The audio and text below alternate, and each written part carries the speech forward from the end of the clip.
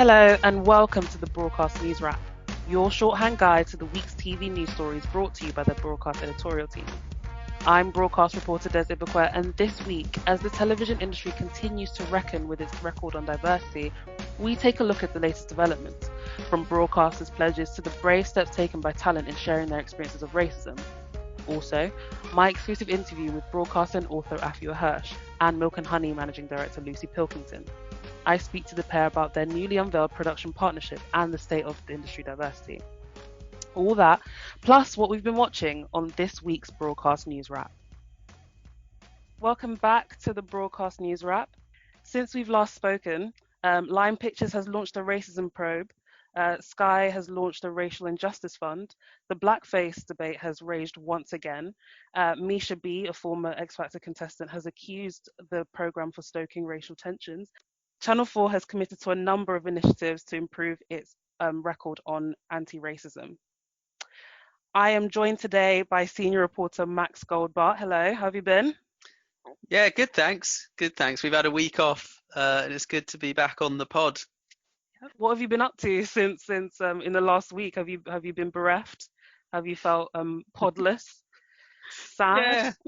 Yeah, I have a little bit. It feels like there's as we're going to discuss, there's been quite a lot going on in the TV industry, but it did feel weird not having our normal Thursday afternoon record.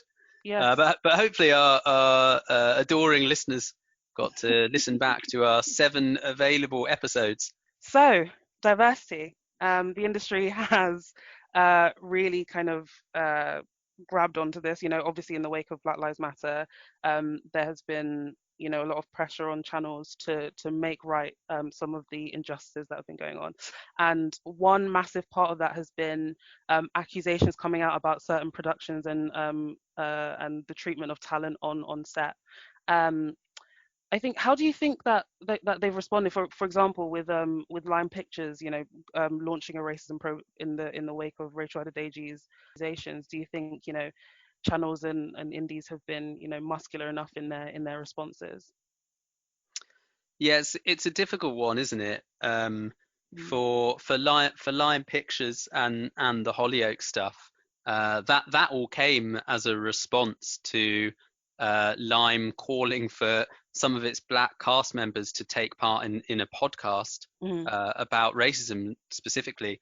And so, in believing that they'd done something positive and reached out, Lime ended up looking very, very foolish as first Rachel Adedeji, and then a couple of others, one white and one black former crew member, both came forward with further allegations of racism and discrimination. So it felt at first like almost, maybe some people were feeling it was a damned if you do, damned if you don't kind of scenario. I think it's interesting that damned if you do, damned if you don't kind of question, because that's come up a lot with this.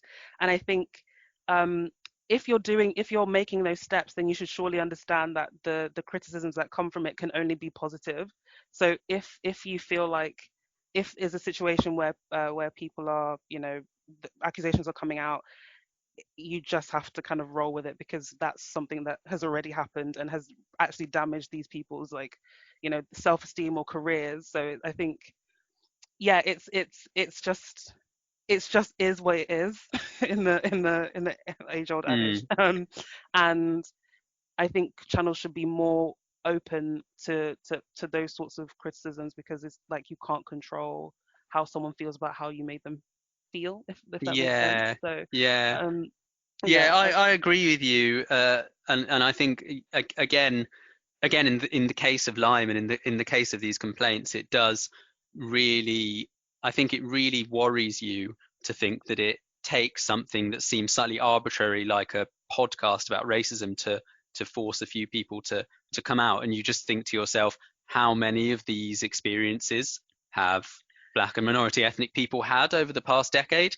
Like, if this one very specific thing, there have been so many TV shows made, so many casts, so many crew. Someone else, a few days after the Hollyoaks stuff, there was also a former Black member of the Towie cast, which is also produced by Lime, came out with similar allegations. And I wonder I wonder over the next few weeks and coming months, whether so much more of this stuff is set to come out.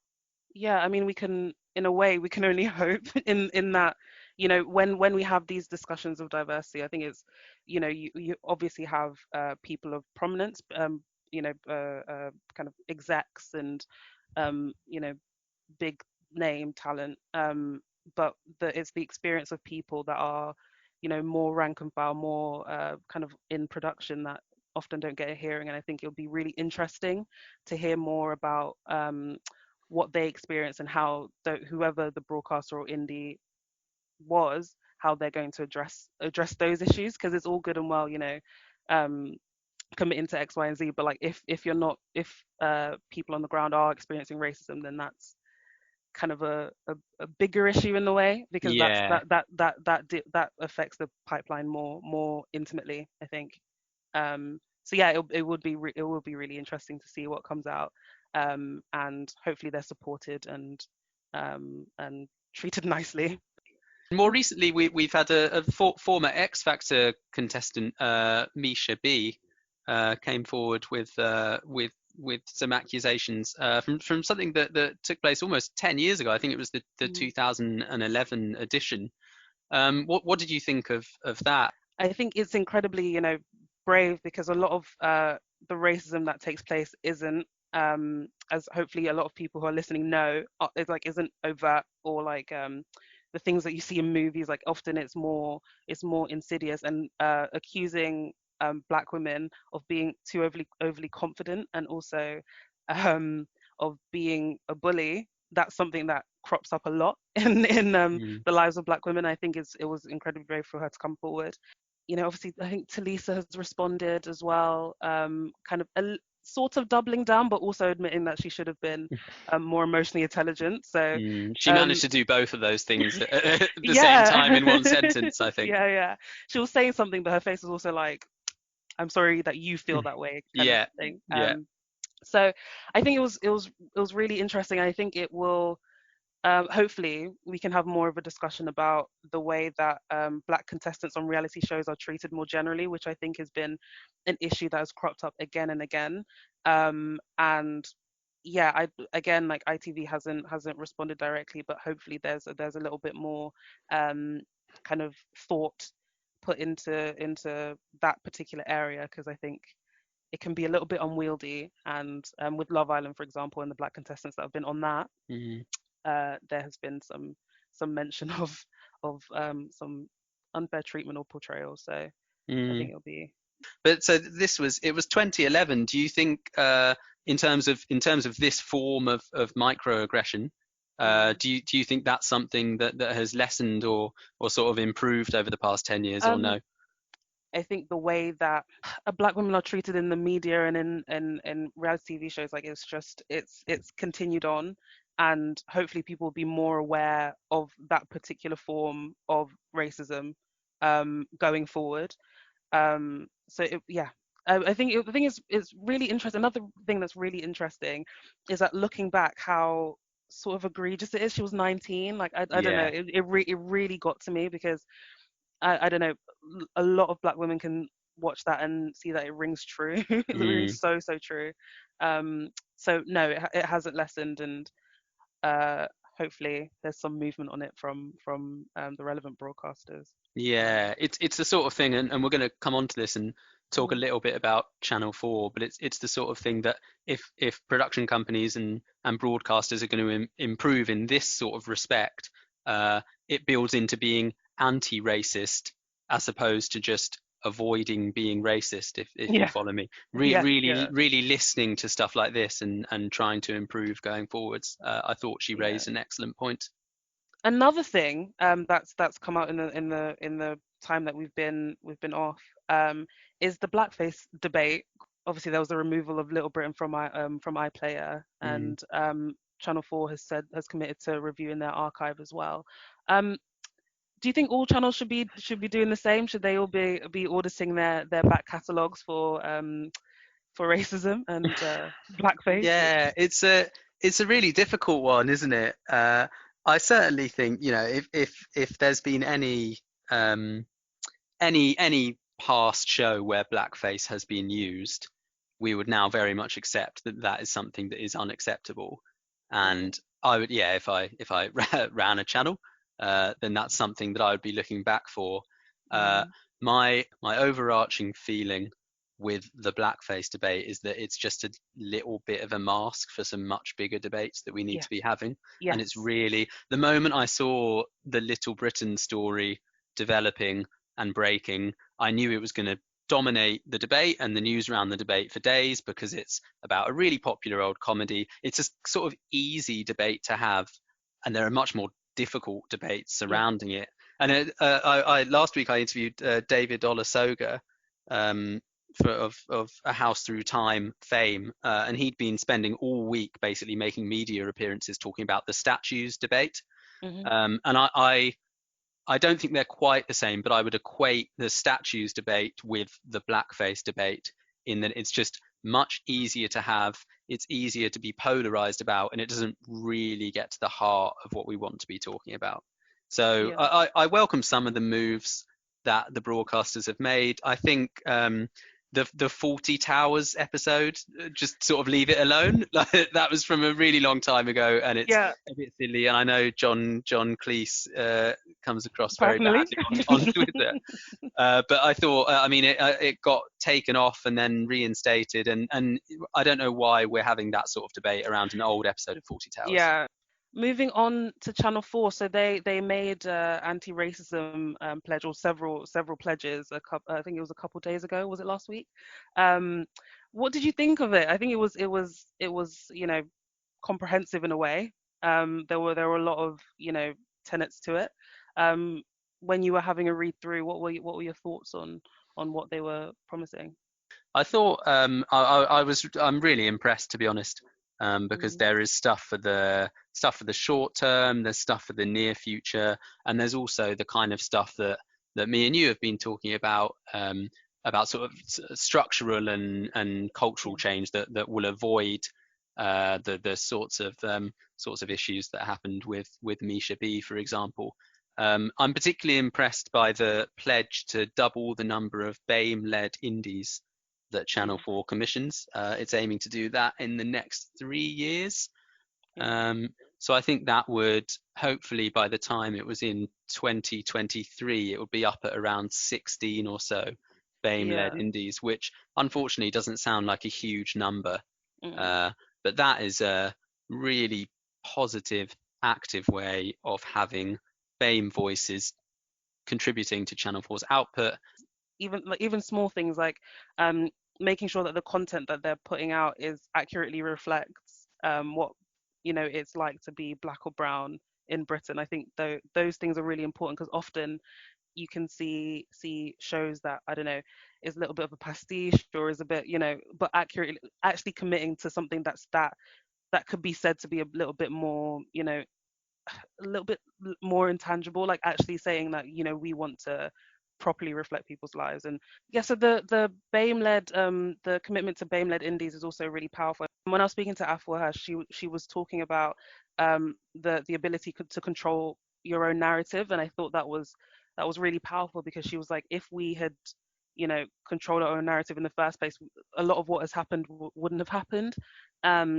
And I think that's incredible, like empowering Black people, not just on screen but also off screen, and creating safe spaces where Black people can create content is actually incredibly important. So I think there were a lot of really good points there, and I just I'm really hopeful that this is something that sticks, and actually makes a proper deep change.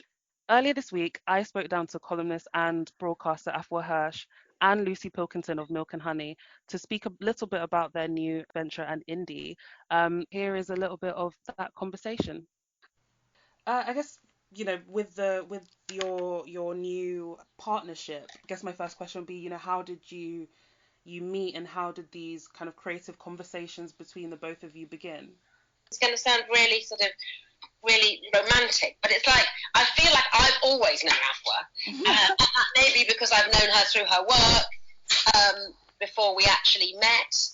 No, I think Lucy's probably forgotten that we met when I was in my early 20s, before I was actually even working in TV, when I'd just become a journalist. And I was introduced through some other, through the TV, and Simone, and Marcus Ryder and other black people I knew who worked in TV, who just introduced me to this world where there were these incredible black women working in TV. And Lucy probably doesn't remember this, but she took quite a nurturing approach to me. And I remember her being almost like a bit of a mentor and really supportive, even before I even worked in TV. And I just remember thinking, if I ever work in TV, I want to work with her. So Lucy was already a super successful TV person at that stage, and I was just a baby journalist in my thing. But I remember that. So it's almost, there's something really that feels really purposeful about the fact that our paths have now kind of crossed in a different... in a really serious way. So it's great. But I'm so happy to have, you're always casting around, particularly in TV, you're always casting around for like-minded people and people who, share a view of the world and who want to do the same work, Des. It's like a lot of our work is not this work. Yeah. So it's just really nice to have found somebody who wants to do this work and who, we've just got loads of ideas. The ideas just flow really well between us, I think. Yeah, it does. And what happened was I started doing more factual programming, presenting documentaries for other indies, and the sense that I could add more value if I had more editorial control from an earlier stage made me want to start my own production company and really have editorial input. And I think that when you're making these programs, it's so important because especially when you're telling black stories, you're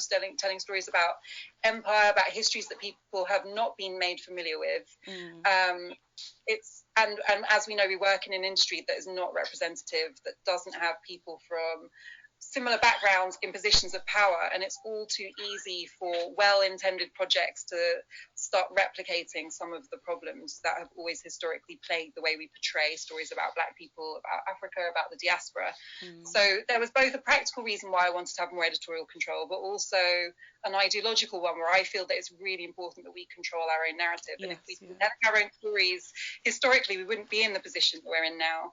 So for me, I wanted to have more control, but also work out how I could work with someone really experienced and who works with integrity and produces programs that I love. It made perfect sense to see if there were a way of working with Milk and Honey because it's a company that I already believed in, and Lucy was someone I already knew works with a certain ethos where she likes to nurture new talent and bring up another generation of people doing what she does. So for me, it made perfect sense to work with Milk and Honey and for us to collaborate on projects. I feel like we're on the same page with everything that we do. So it was a perfect fit.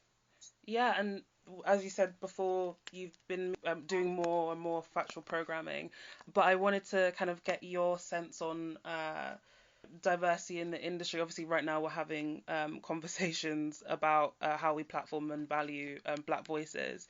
What has your experience doing those programs and, obviously being a broadcast journalist as well, like what has that been like and what's your take on the state of it at the moment?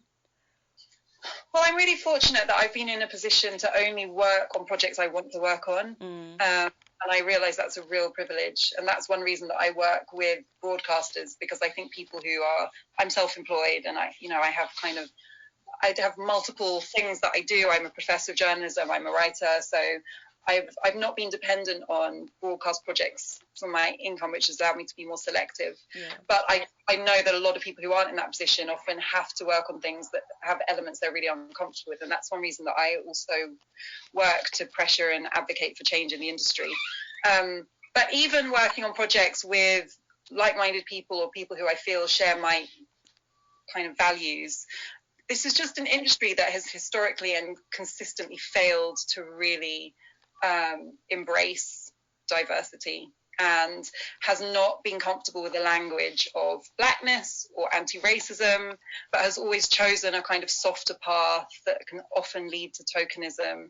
And that is conservative. And I think, somebody who came into journalism and broadcasting slightly later in my career, because I used to be a barrister and I used to work in international development before that, I always assumed that this was an industry that was interested in telling stories and telling the truth, and I think that there are a lot of people who are committed to that, but there is a huge conservatism in our industry, in a sense that if it hasn't been seen before, then it might not be valid, or if it hasn't been told this way, that might not be a good way to tell it. Yeah. And that gets far too comfortable in quite lazy ideas about how to depict things. So Yeah. that's frustrating. It's more frustrating when you feel like you're working with people who see what you see and you still can't always change it. So I think that there are so many stories. Every Black person who works in broadcasting has stories, and it frustrates me how differential the outcomes for Black-owned production companies are, even when their work is exceptional, even when they work tirelessly, even when they're hugely respected, even when their ratings and the quality of their program is so high. There are still so many structural barriers to them achieving equality in the marketplace for broadcasting, and it's as someone who's relatively new to that, I just find it very difficult to understand why anyone finds that acceptable. Lucy, you've been in the industry for so long, and how do you think we can make lasting change rather than it being kind of like a feverish, immediate response? And I know 10 years down the line, this is a period that could be seen as being watershed for bringing about change. I mean, I think that Afua is right, that without the money, without Black companies, Black program makers making money, the industry won't change. The power is in the pound, and I think that we need to find a way to really support success. I mean, I would say this, but not just for companies, but also for directors and for talent, to really support them. And the way to really support them is not to offer them more training, it's to offer them more work. And I think that certainly as somebody who employs freelance talent, I think we've all got to take seriously the responsibility to nurture people's careers. And I think that something I've seen is too often people might get one gig, but they don't get enough gigs to sustain them in this industry and to grow. And so that's something that at a production company level we can do. We can make sure that when we hire, we are always hiring a properly diverse team from top to bottom. I also think that broadcasters need to really commit to what they are going to spend on Black programs, Black production companies, and how they are going to support them. Because the process of just pitching an idea and then seeing if it gets through does not companies really can't survive on that. They really need to actually have somebody who is looking out for them and supporting them. And I don't see enough of that support going to Black companies. I mean, I'm fortunate enough that we're part of the small indie scheme at the BBC, but I would like to see schemes like that develop and grow and be able to support a number of companies, so that we're not back in this situation in another 10 years' time, where we just feel like a lot of Black companies and people have left the industry. So time for everyone's favourite segment, apparently. What broadcast has been watching? Max, what have you been tuning into over the last couple of weeks? I've been watching the Salisbury poisonings. I watched it for 3 nights in a row when it was on at 9 p.m, which is totally unheard of, right? I'm a 16 to 34, but I was suitably impressed. It's 7.2 million people watched the first one, which was incredible, and slightly less the second two. But to be fair, they put it all on iPlayer at that point. And I was really, really impressed. I really do like a factual drama, but I thought this stepped things up in terms of quality, a factual drama. And what I really liked about it is that it absolutely stuck to what it said it was going to do, which is talk about the Salisbury crazy Novichok poisoning, but very much from the viewpoint of the sort of quote unquote ordinary person. We noted that the guys who wrote it are current affairs producers and journalists, Yeah. And that really seemed to come through more than anything. I felt this weird element of foreshadowing because this happened in 2018, but there was an element of people having to quarantine, people were having to not visit other people because they might carry a trace of Novichok, and we all know what's happening now. And it felt like in this tiny little town in the middle of England was a weird sign of things to come. Thank you for listening to the Broadcast Newswrap. I've been reporter Des Ibekwe, and you've been listening to Afua Hirsch, Lucy Pilkington, and Broadcast Senior Reporter Max Goldbart. Check out the pod on Spotify and iTunes, or on our website via www.broadcastnow.co.uk.